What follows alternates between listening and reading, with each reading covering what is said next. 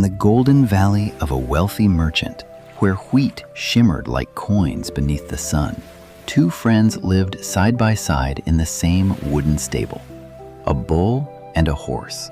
They had grown up together, but life had carved them into very different roles.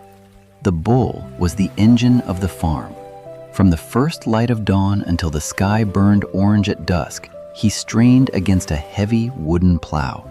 His hooves sank deep into stubborn earth. His shoulders swelled under the yoke. His breath rose in tired clouds. The horse lived differently. Each morning, servants brushed his coat until it shone like polished bronze.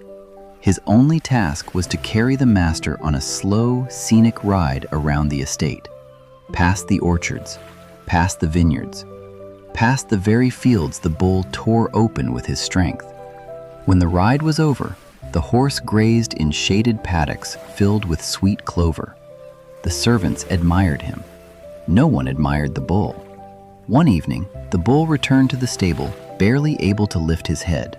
"I cannot do this much longer," he groaned. "My bones ache.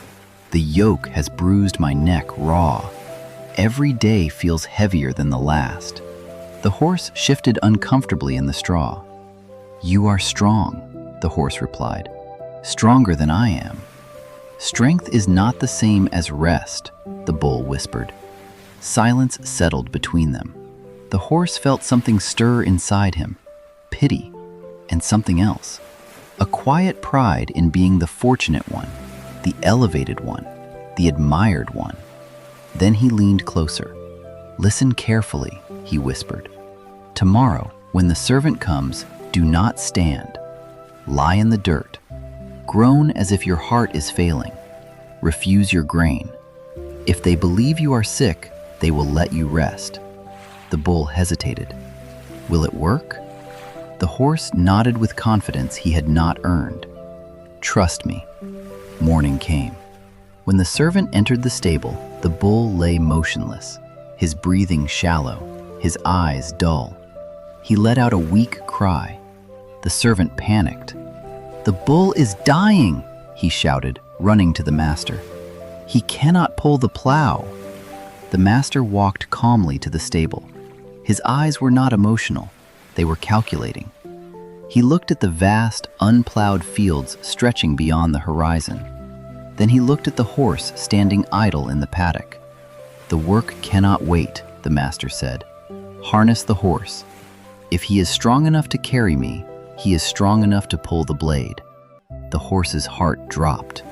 The collar felt nothing like a saddle. And before we see what that decision cost him, if you love this kind of moral story, the kind that reveals truth through parable, remember to subscribe so you don't miss the next one. Because what happened next changed everything. The first pull nearly stole the horse's breath. The plow did not glide like the garden paths. It resisted. It dug into the soil like an anchor. The earth fought back. By midday, sweat blinded him. By afternoon, the whip cracked across his flanks. By evening, his legs trembled beneath him. He was not built for this. Prestige is light, burden is heavy, and the soil does not care what you are used to. That night, the horse stumbled back into the stable, exhausted and shaken.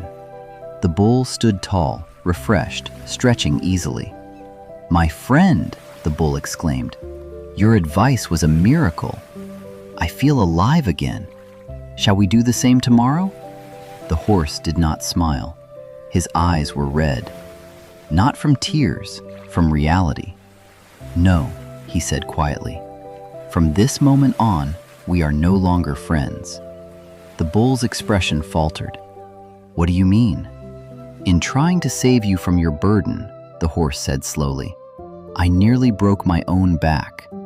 I took your task, and I took your value." The stable fell silent. "As I worked," the horse continued, lowering his voice, "I heard the master speaking to the butcher." The bull's breath stopped. "He said if you are still too sick to work by sunrise, he will not waste another day's feed on you." The horse swallowed. he told the butcher to sharpen his knives. The night felt longer than any season. For the first time, the bull understood something deeper than exhaustion. To avoid your responsibility is to risk becoming unnecessary, and sometimes expendable. By dawn, the bull was standing at the stable door. When the servant arrived, he did not groan. He stepped forward. The yoke settled onto his shoulders once more, heavy, familiar, honest. And the horse watched quietly, understanding too late. Not every burden is an enemy. Some are proof that you are still needed. This story teaches us, avoiding responsibility can cost you more than carrying it. When you abandon your role, you give someone else the chance to replace you. Shortcuts shift burdens, they don't remove them. The bull escaped the plough for a day, but nearly lost his life for it. Envy distorts perspective. The bull envied prestige.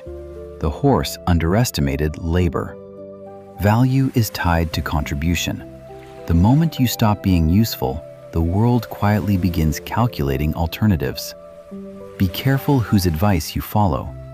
Even well-meaning counsel can come from ego, ignorance, or incomplete understanding. Unearned rest carries hidden risks.